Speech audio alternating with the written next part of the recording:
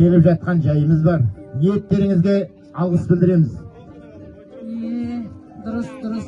Қош келдіңдер қарақтарым. Көрші ақысы тәңір ақысы деген бар. Біз сіздерді құр қол жібермейміз. Сіздерге ерулік береміз. Ойбай, әже, ұят болды ғой. Біз де алып дайындалып, сіздерді шақыруымыз керек шығар. Ой, жаным, ол не дегенің? Әже, ерулік деген не? Айналайын, өте орынды сұрақ. Ерулік деген ата-бабадан келе жатқан дәстүрлі халықтық жоралғының жарқын үлгісі. Жаңадан келген, көшіп келген көршілерге бұрынғы көршілер қонағасы береді, дәм тұз татырады, ықылас ниеттерін білдіреді. Ерулік беру арқылы жаңадан келген көршілерді осы жерде бөтенсімесін, жылдамырақ үйренсін деп барынша көмек береді. Ерулік қысқы соғымның сүбелі мүшелерінен, жал-жая, қазы-қартадан пісіріледі. Кейде тіпті қой да сойылады. Ал енді көшіп келген көршілер егерде жас отау болатын болса, оларға тұрмысқа қажетті ыдыс-аяқтан сыйлық береді. Сол ерулік деген жаным, айналайын, бұл ұмытылған дәстүр кәдімгі. Бұны біз жаңғыртуымыз керек тағы да. Сен дұрыс сұрақ қойып отырсың. Бауырлар, бауырларым, қош келдіңіздер. Бұл ауыл құты дарыған, берекелі ауыл. Жаңа келген қонақтарымыз өзінің берекесімен келсін.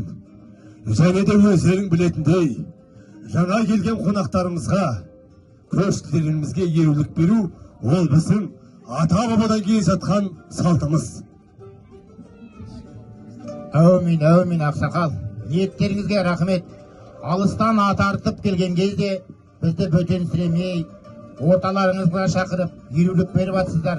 Амалдың ақшақары кезінде мынау ниеттеріңізге Алла разы болсын.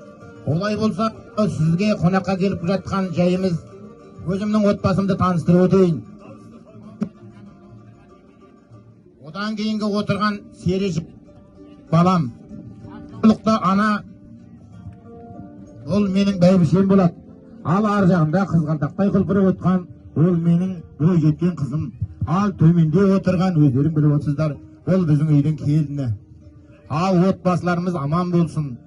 Әр уақытта сіздер бүгін ерулікке шақырсаңдар, біз ертең қазанмайларға шақырайық.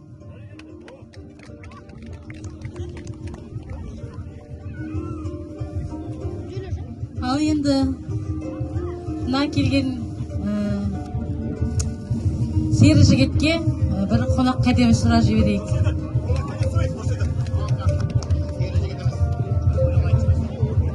Кіндігімнің жасқаны, тамған жерім ауылым, шабытымның асқары, тамғаушы еді ауылым.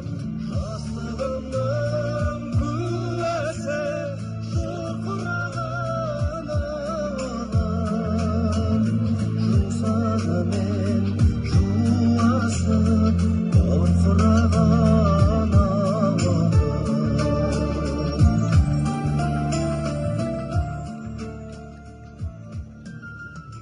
Ал жаңа көршілер, ниеттеріңізге рахмет.